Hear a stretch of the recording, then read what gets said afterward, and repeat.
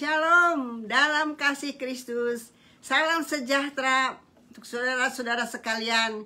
Kita bertemu lagi dengan Big Shalom dalam online service live Facebook. Saya harap saudara-saudara dimanapun berada tetap sukacita, sehat, dan tetap semangat.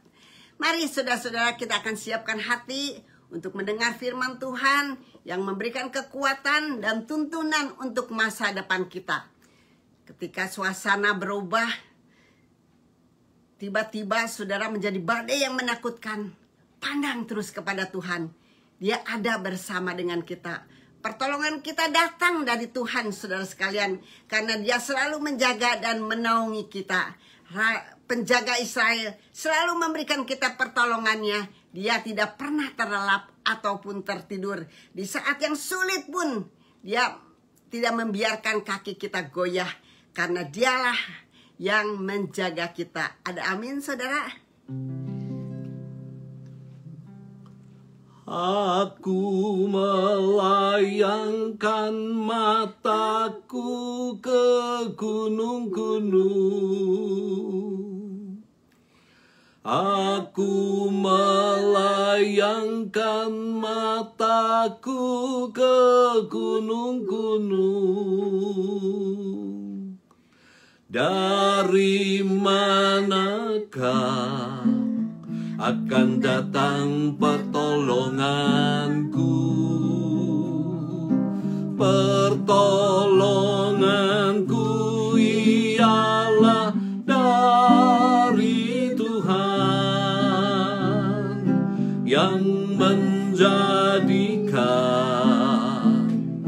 langit dan bumi. Ia takkan membiarkan kakiku goyah, penjaga tidak akan terlelap. Sesungguhnya tidak terlelap dan tidak tertidur, penjaga Israel.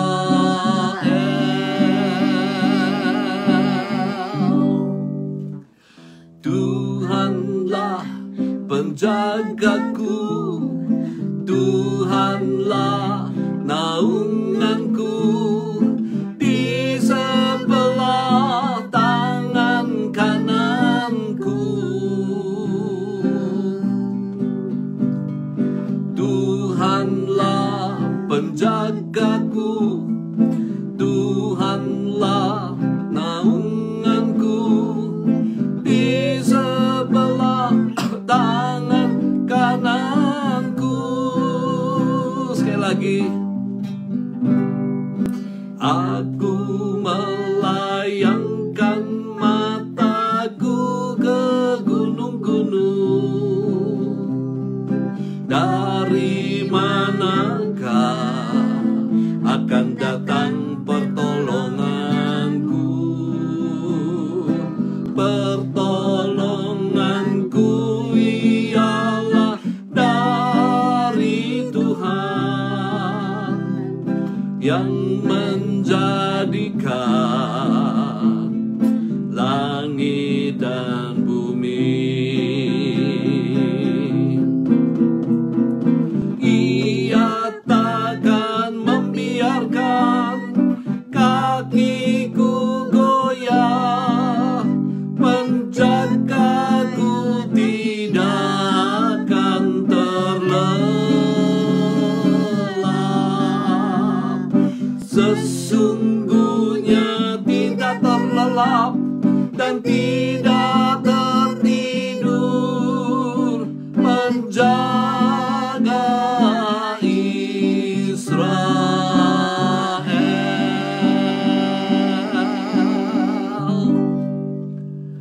Tuhanlah penjagaku, Tuhanlah naunganku, di sebelah tangan kananku.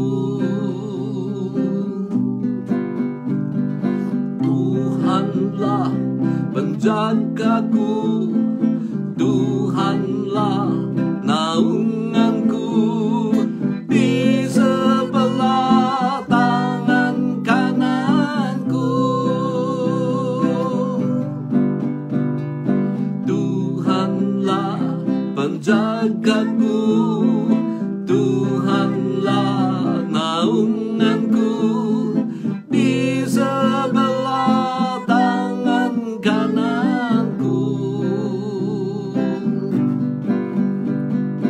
Tuhanlah penjagaku, Tuhanlah naunganku, di sebelah tangan kananku. Di sebelah tangan kananku. Di sebelah tangan kananku.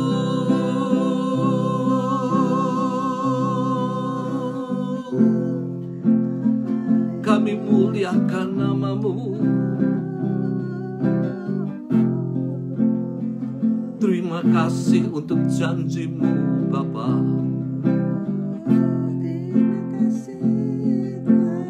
Aku melayangkan mataku ke gunung-gunung.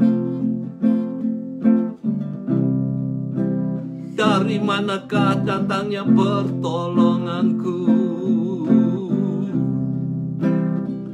Pertolonganku ialah dari Tuhan yang menjadikan langit dan bumi. Kami memuliakan nama-Mu, Tuhan. Kami sujud menyembah Engkau. Kami besarkan nama-Mu di atas nama-nama yang lain. Oh haleluya. Biarlah Roh-Mu yang memenuhi kami. Oh, kami mau memuliakan nama-Mu. Kami besarkan nama-Mu. Haleluya, terima kasih Bapa. Engkau yang menjadi penolong kami, menjadi penjaga kami. Oh haleluya. Haleluya.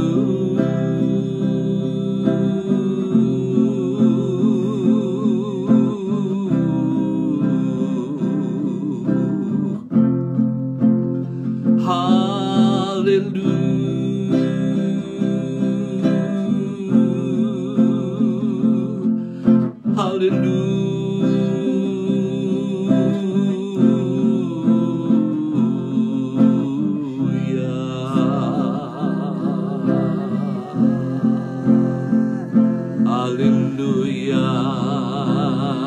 Engkau jamah kami sekalian dengan kehadiran-Mu Tuhan. Jamahlah tanah hati kami yang gersang. Hujani Tuhan, segarkan dengan Roh-Mu yang kudus yang menjamah kami sekalian, supaya kami disegarkan, kami dikuatkan. Haleluya, kami muliakan nama-Mu.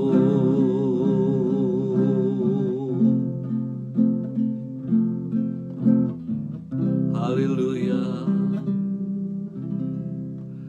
Tuhanlah penjagaku, Tuhanlah naunganku, di sebelah tangan kananku.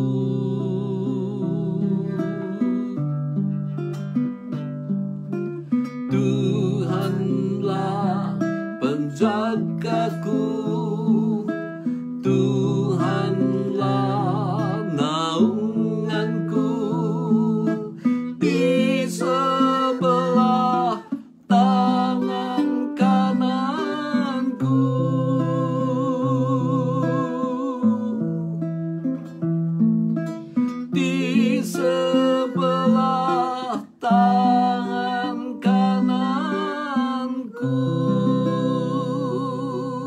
itulah keyakinan iman kami. Kami percaya saat ini Engkau di sebelah kami. Dengan iman kami memandang Engkau ada di sebelah kanan kami, Bapa. Terima kasih. Dan biarlah Engkau sendiri yang akan memberikan iman kepada jemaat-Mu untuk percaya bahwa Engkau ada di sebelah kanan kehidupannya. Tidak pernah Engkau tinggalkan kami, menyertai sampai kesudahan alam, sampai akhir zaman. Kami serahkan di dalam tangan-Mu, Bapa. Berkati firman-Mu yang pada saat ini akan diberitakan.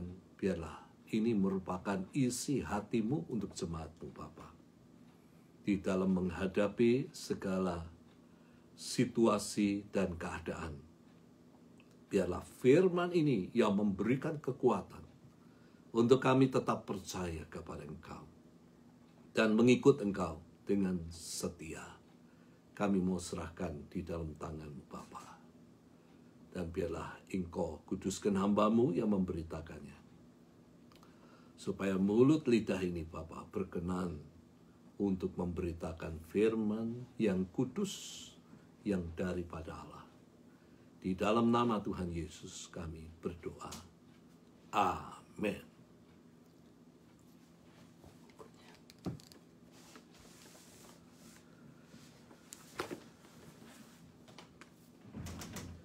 Nah, saudara sekalian, pada kesempatan ini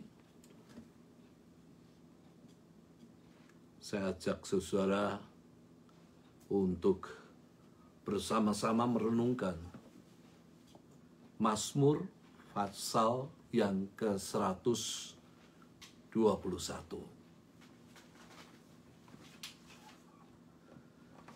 Mazmur 121 merupakan nyanyian ziarah. Kalau saudara perhatikan di dalam Alkitab, ada yang memiliki Alkitab, maka Mazmur 121 dikatakan merupakan nyanyian ziarah. Artinya nyanyian orang yang melakukan perjalanan. Tentu bagi orang Israel yang dimaksud adalah perjalanan menuju ke Yerusalem, menuju ke rumah Allah yang ada di Yerusalem. Namun ini juga menjadi gambaran merupakan perjalanan hidup iman kita sebagai orang-orang yang percaya. Menuju rumah daripada Allah yang ada di dalam kerajaan sorga. Dan tentu perjalanan atau sebuah perjalanan itu sangat melelahkan. Apakah ada di antara kita yang merasa lelah di dalam mengikut kepada Yesus? Perjalanan yang panjang itu akan melelahkan. Perjalanan yang panjang kita dapat mengalami sakit penyakit. Dan perjalanan yang panjang menghadapi mara bahaya dari orang-orang yang jahat, yang melakukan kejahatan. Jadi perjalanan kehidupan iman daripada orang-orang yang percaya menuju kerajaan daripada Tuhan merupakan perjalanan yang tidak mudah. Namun Mazmur 121 memberikan kekuatan kepada kita bahwa ada satu pribadi yang menyertai kita sampai akhir zaman. Sampai kita bertemu dengan Tuhan kita Yesus Kristus. Dan pribadi itu adalah pribadi daripada Tuhan kita, Yesus Kristus, yang berjanji menyertai kita melalui Roh-Nya yang kudus sampai kita tiba di dalam rumah Tuhan yang kekal. Nah, di dalam perjalanan pemazmur, di dalam Mazmur 121 diawali dengan kerinduan pemazmur untuk mendapatkan seorang penolong. Ia mengatakan, aku melayangkan mataku ke gunung-gunung. Dari mana datangnya pertolonganku? Nah, banyak orang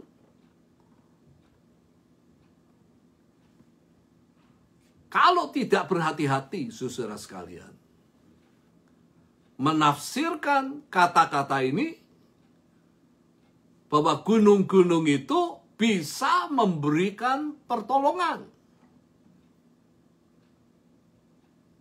Dan banyak orang yang percaya hal ini. Mereka datang ke gunung-gunung untuk meminta kekayaan, untuk meminta kejayaan, untuk meminta kesehatan, untuk meminta kenaikan pangkat, untuk meminta jodoh dan lain sebagainya. Mereka percaya ya bahwa yang mendiami gunung-gunung tersebut memiliki kuasa untuk memberi apa yang mereka minta. Dan saya harapkan tidak ada orang-orang yang percaya melakukan ini. Karena ini merupakan sesuatu yang dibenci oleh Allah. Ini merupakan sesuatu yang tidak sesuai dengan kehendak Allah. Ini merupakan sesuatu yang melanggar perintah daripada Tuhan. Keluaran pasal yang ke-20 ayat 3, jangan ada padamu Allah lain di hadapanku. Sebagai orang-orang yang percaya, kita harus menyembah dan berbakti kepada Allah. Dan tidak boleh ada Allah lain di dalam kehidupan kita.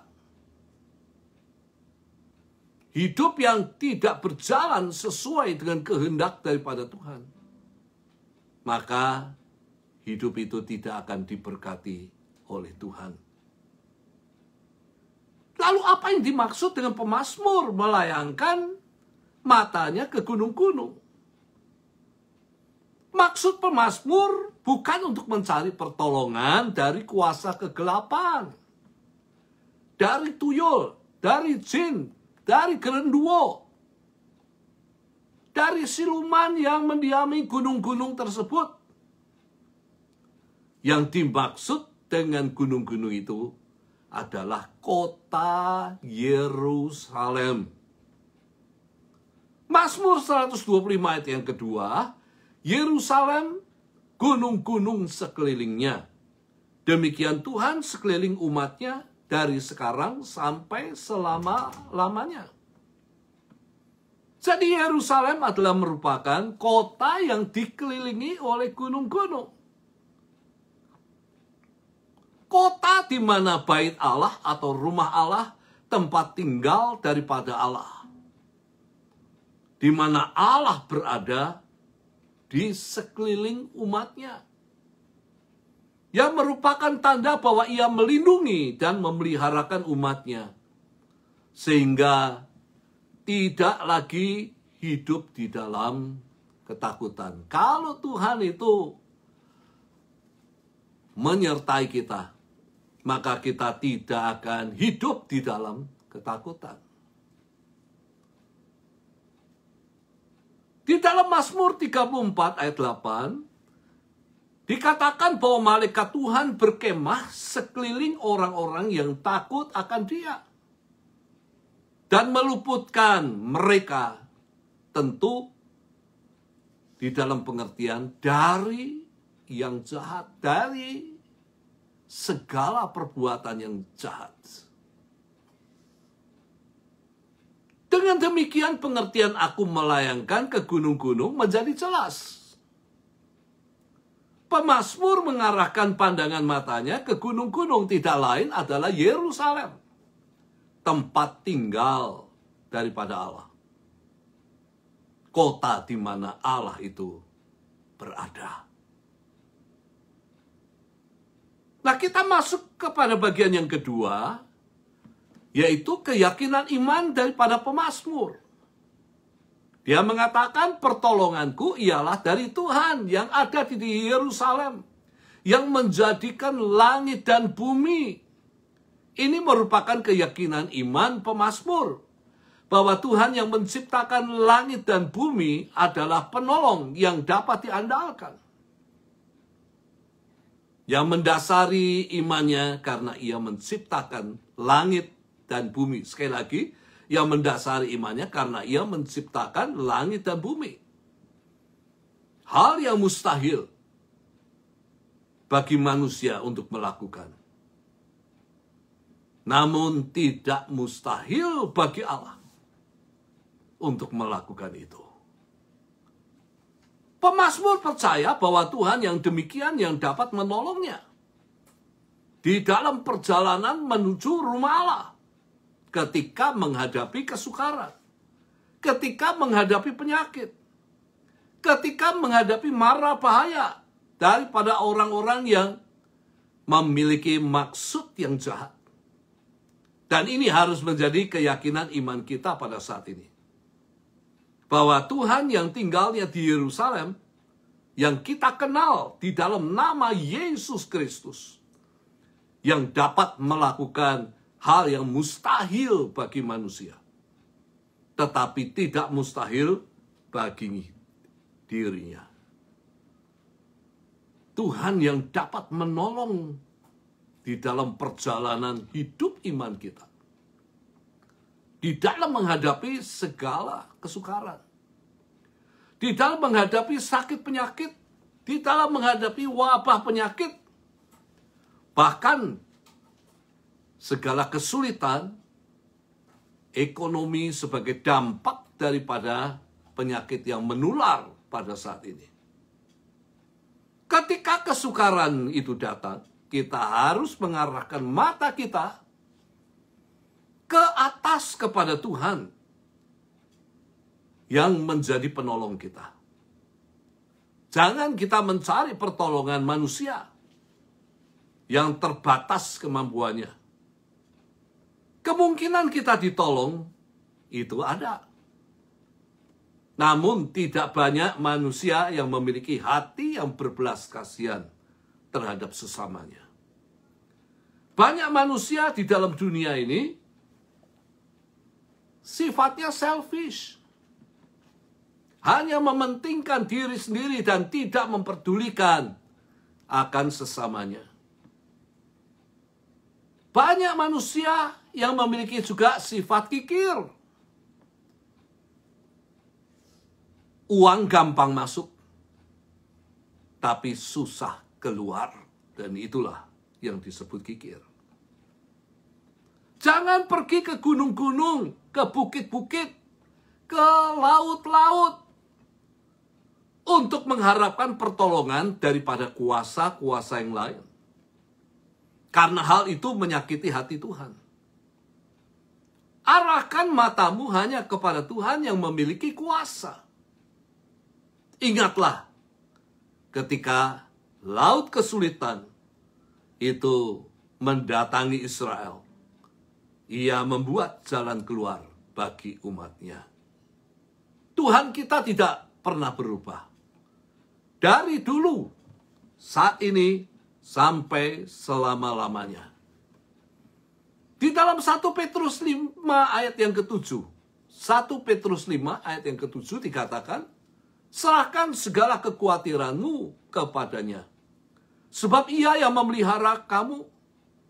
Apa yang menjadi kekhawatiran kita saat ini?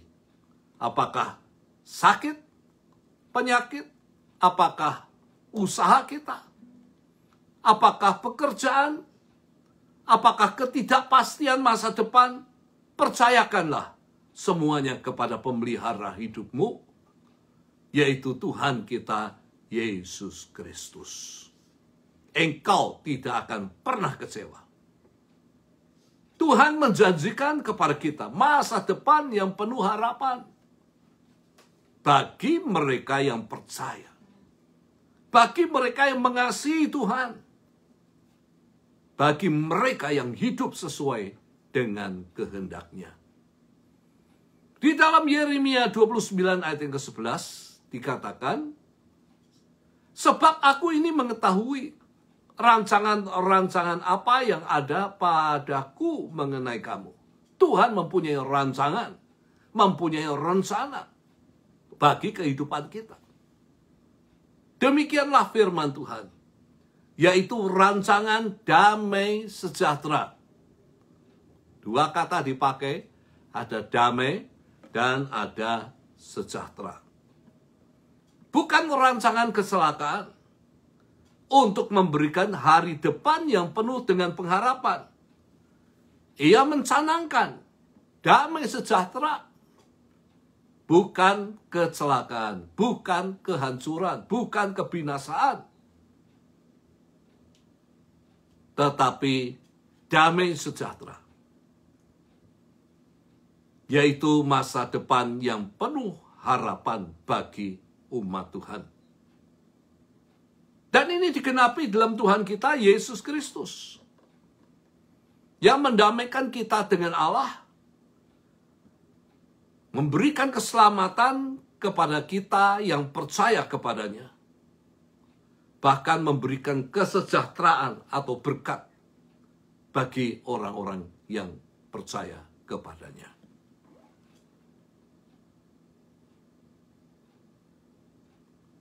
Inilah masa depan yang direncanakan Tuhan bagi kita sekalian.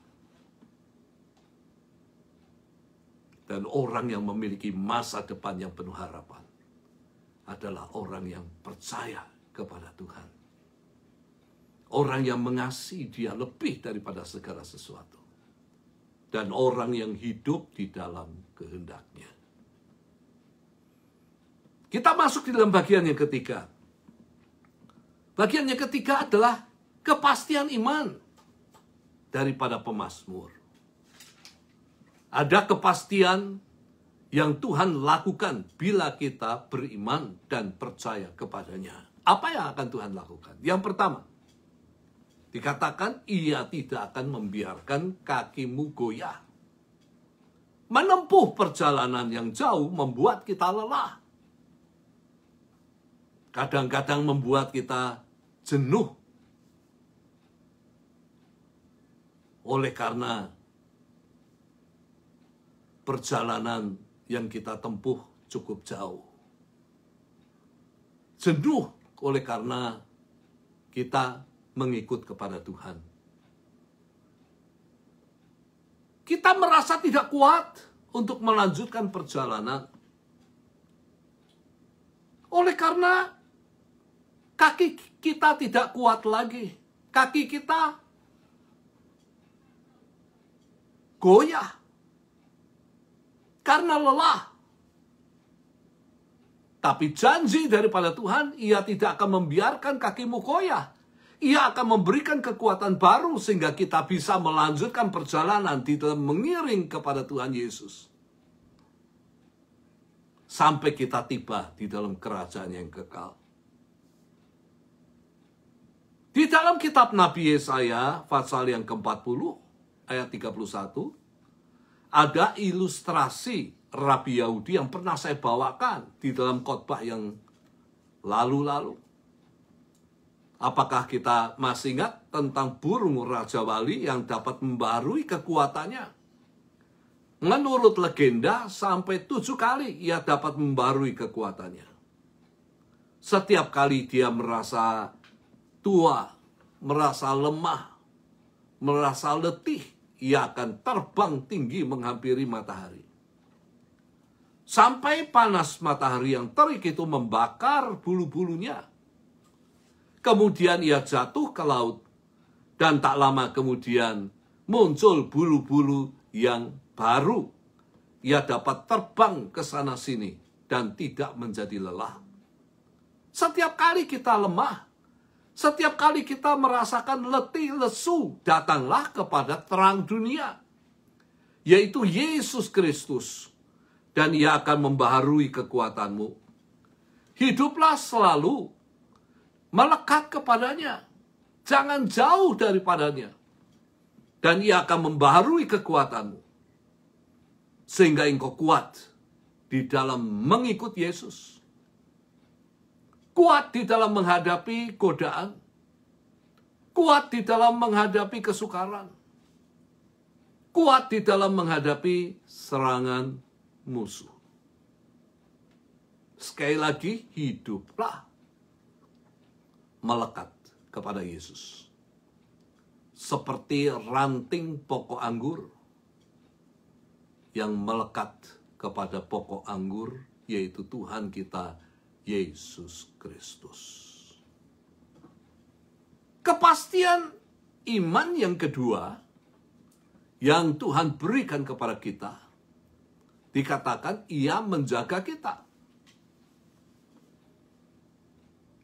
Penjagamu tidak terlelap dan tertidur. Manusia yang menjaga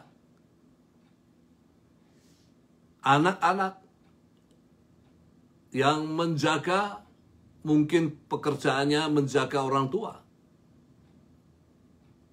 bisa mengalami kantuk. Tetapi Tuhan tidak pernah mengantuk. Tuhan tidak pernah tertidur. Matanya selalu terbuka untuk mengawasi kita, supaya jangan ada bahaya yang membahayakan kita. Ada kejadian seorang ibu saking asik ngobrol dengan teman dekatnya, tidak sadar anaknya keluar daripada pintu belakang rumahnya, mendekati kolam, dan kecemplung ke dalam kolam. Ketika ditemukan, anak itu sudah menjadi mayat. Tuhan kita tidak seperti itu. Matanya selalu terbuka memperhatikan kita, dan tidak membiarkan bahaya menghampiri kita. Ia tidak terlelap dan tertidur. Telinganya selalu terbuka untuk mendengar teriak kita minta tolong kapanpun juga. Dan tangannya siap menolong dan menyelamatkan kita ketika kita berada di dalam bahaya. Ia menjaga kita bahkan sampai selama-lamanya, sampai seumur hidup kita. Yang ketiga, kepastian iman yang ketiga, apa yang Tuhan akan berikan? Dikatakan kalau orang yang percaya kepada Dia, maka Dia akan menjadi naungan di sebelah tangan kananmu. Yang menarik, saudara sekalian. Kata-kata ia berada di sebelah kananmu. Yang berarti siap membela kita. Sehingga kita tidak takut menghadapi apapun juga. Kalau Tuhan berada di sisi kita, tentu kita tidak takut menghadapi apapun juga. Apakah kita ingat firman Tuhan yang mengatakan, kalau Tuhan di pihak kita, siapa yang menjadi lawan kita? Takut menghadapi bahaya. Takut menghadapi ketidakpastian.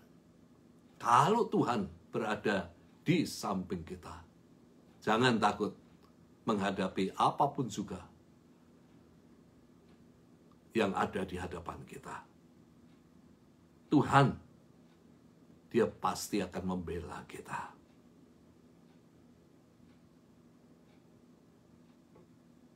Dia yang menjadi pembela jiwa kita. Roma 8 ayat 33 dan 34. siapakah yang akan menggugat orang-orang pilihan Allah? Allah yang membenarkan mereka. Siapakah yang akan menghukum mereka? Kristus Yesus yang telah mati, bahkan lebih lagi yang telah bangkit, yang duduk di sebelah kanan Allah, yang malah menjadi pembela kita. Allah membenarkan kita melalui kematian dan kebangkitan daripada Yesus. Segala dosa-dosa kita telah dihapus, telah diampuni, sehingga kita boleh berdiri di hadapan Dia sebagai orang-orang yang dibenarkan. Dan dikatakan bahwa Yesus yang di sebelah kanan Allah menjadi pembela kita. Membela kita daripada segala gugatan, sehingga kita bisa masuk surga setelah kehidupan dunia berakhir. Ia menjadi pembela hidup kita. Ia membela kita sehingga matahari dan bulan tidak menyakiti. Apakah kita ingat perjalanan bangsa Israel di padang gurun? Disertai dengan tiang awan yang merupakan payung sehingga tidak disengat panas daripada matahari. Dan tiang api yang menjadi penerang, tetapi bukan hanya menjadi penerang, tapi penghangat sehingga tidak disakiti hawa dingin pada malam hari. Dan ini merupakan janji daripada Tuhan yang akan melindungi orang-orang yang percaya kepadanya.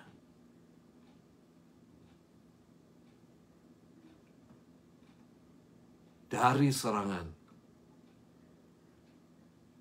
baik wabah penyakit yang pada saat ini melanda di mana-mana. Dan kita harus melihat dengan mata iman kita bahwa ada awan yang melindungi kita daripada sengatan panas terik matahari. Dan tiang api yang menghangatkan akan tubuh kita daripada serangan hawa dingin. Dia melindungi kita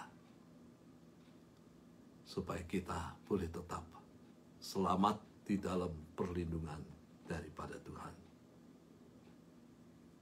Yang keempat, saudara sekalian, dikatakan ia menjaga engkau terhadap segala kecelakaan. Ia melindungi kita daripada bahaya. Ia melindungi ketika kita melakukan perjalanan. Melindungi kita dari bahaya, sakit, penyakit. Namun, kita juga harus tetap menjaga diri sesuai dengan anjuran pemerintah. Melindungi kita dari segala macam mara bahaya yang membahayakan jiwa kita.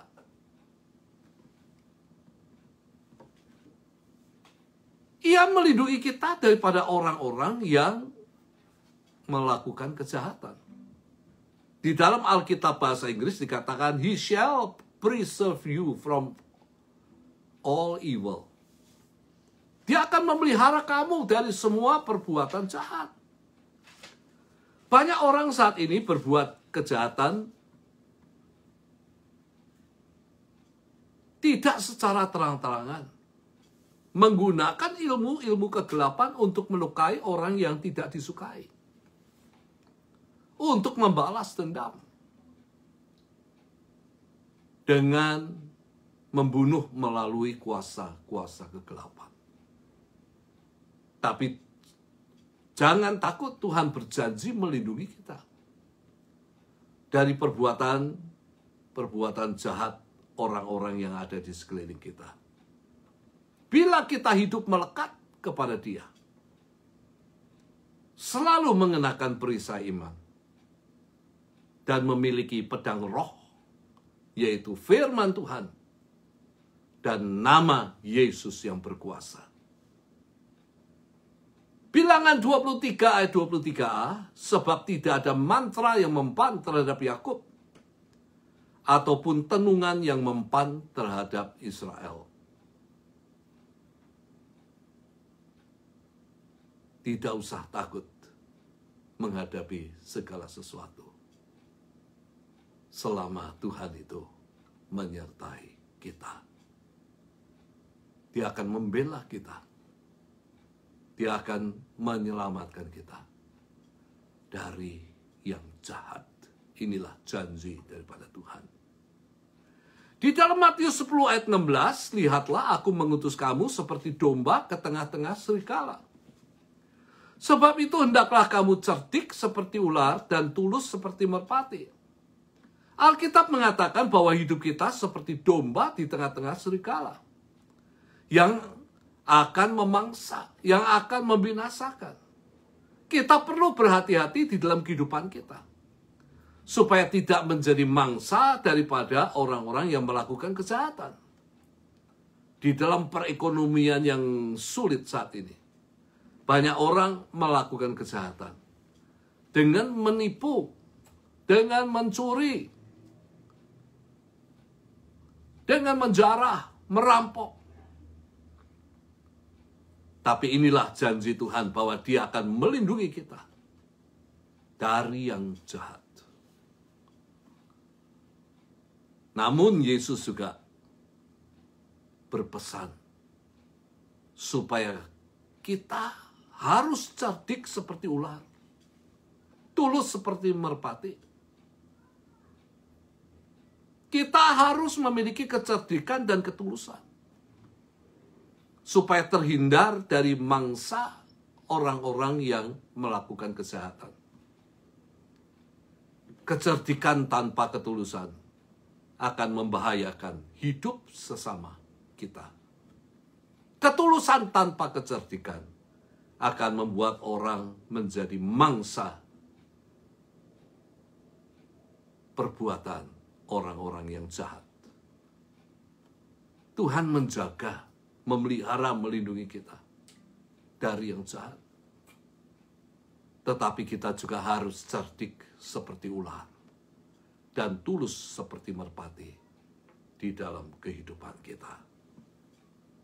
Yang terakhir, yang kelima, Ia akan menjaga keluar masuk kita dari sekarang sampai selama-lamanya. Keluar masuk dari rumah, di dalam pemeliharaan dan perlindungan Tuhan kita, Yesus Kristus.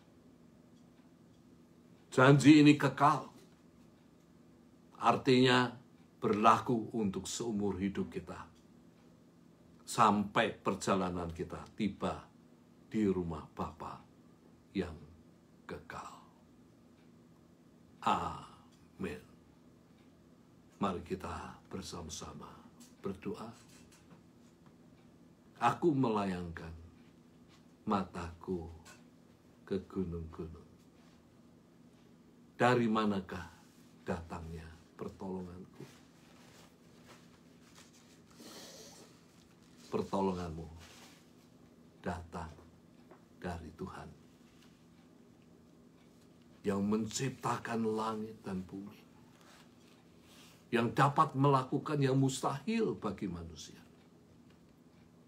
Tetapi tidak mustahil bagi Tuhan untuk melakukan segala sesuatu. Tuhan yang kita kenal hanya di dalam nama Tuhan kita, Yesus Kristus. Mari kita akan sama-sama sebelum kita berdoa. Mari kita mengaku keyakinan iman kita bersama-sama bahwa Tuhan adalah penolong kita di dalam kesesakan, di dalam segala kesulitan. Ia janji menjaga hidup kita dari segala kesulitan, kesukaran. Ia berjanji menjaga hidup kita dari pada yang jahat. Mari kita mengaku bahwa Tuhan adalah penolong dan penjaga kita. Tuhanlah penjagaku, Tuhanlah naunganku, di sebelah tangan kananku.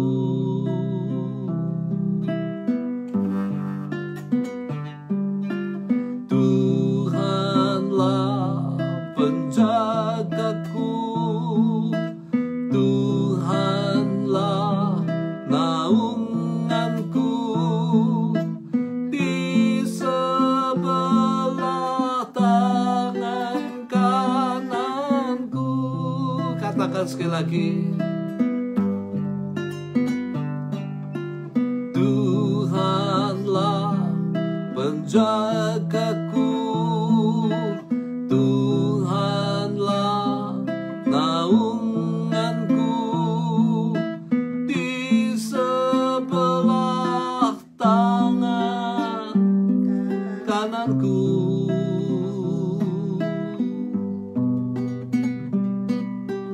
Tuhanlah penjagaku, Tuhanlah naunganku, di sebelah tangan kananku.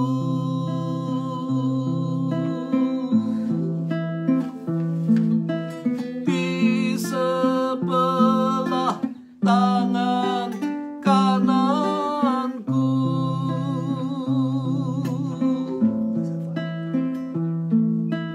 Di sebelah tangan kananku. Inilah pengakuan iman kami kepadamu ya Tuhan Yesus. Tuhan yang kami kasih, yang sudah mengasihi kami lebih dahulu, yang membenarkan kami melalui korban di atas kayu salib.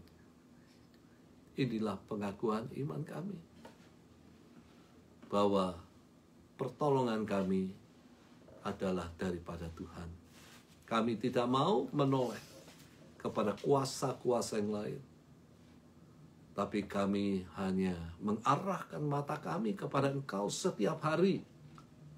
Ketika kami bekerja, kami mengarahkan mata kami kepada Engkau yang menjadi sumber berkat bagi kami. Ketika kesesakan datang, kami mengarahkan mata kami kepada Engkau yang mampu untuk menolong dan menyelamatkan kami dari kesesakan yang datang dalam kehidupan kami. Bagi Engkau tidak ada perkara yang mustahil. Yang mustahil bagi manusia bukan mustahil bagi Engkau. Amin. Engkau mampu melakukan segala perkara. Haleluya. Engkau mampu memberkati. Engkau mampu untuk menyembuhkan yang sakit. Amin Yesus. Haleluya. Engkau mampu menyelamatkan mereka yang pada saat ini menghadapi laut kesulitan, yang tidak mungkin ada jalan keluar. Tapi bagi Engkau mampu membuat jalan keluar, sehingga orang yang percaya dapat keluar daripada kesulitan yang dihadapinya. Inilah pengakuan iman kami, Bapa. Kalau ada pada saat ini dari anak-anak-Mu yang mengalami semuanya itu marilah teguhkan mereka, kuatkan mereka. Amin. Engkau tidak jauh, Engkau ada di sebelah tangan kanan kami, ada di sana. Amin. Biarlah dengan mata iman kami boleh melihat bahwa Engkau ada di samping kami. Sampai hidup ini berakhir, kami boleh kembali kepada Engkau. Sekali lagi kami mohon, kalau ada yang sakit, biarlah Engkau sendiri Tuhan yang akan menjamah, yang akan menolong, menyembuhkan. Tidak ada perkara yang mustahil. Dokter mengatakan mustahil, tapi Tuhan mengatakan tidak mustahil bagi aku. Amin. Amin. Inilah Tuhan yang kami sembah. Kami percaya kepada Engkau. Fully Tuhan, sepenuhnya. Kami serahkan di dalam tangan Tuhan. Berkati anak-anak-Mu yang mengikuti kebaktian online ini. Jangan ada satupun yang Tuhan lewati. Berkati pekerjaan mereka. Berkati kesehatan mereka. Berkati rumah tangga mereka. Berkati kehidupan mereka. Kami percaya Bapa, bahwa Engkau yang ada di samping kami. Engkau yang membuat kami tidak takut menghadapi kehidupan ini. Terima kasih. Kami menserahkan dalam tangan Tuhan semua yang mengikuti kebaktian online. Terima kasih Bapa. Mereka milik-Mu, mereka domba-domba-Mu Bapa. Lindungilah mereka dari segala yang jahat. Kami mau serahkan di dalam tangan-Mu. Terima kasih. Hanya di dalam nama Tuhan Yesus Kristus kami berdoa. Saudara angkat tangan saudara, terimalah berkat daripada Tuhan. Kasih daripada Allah Bapa. Kasih karunia daripada Tuhan kita Yesus Kristus. Di dalam persekutuan dengan Roh Kudus beserta dengan Engkau. Menyertai pekerjaanmu minggu ini. Menyertai akan segala usahamu. Mulai daripada saat ini. Sampai selama-lamanya. Semua mengatakan, amin. Akhirnya, saya dan istri mengucapkan, Tuhan memberkati sampai berjumpa lagi. Bye.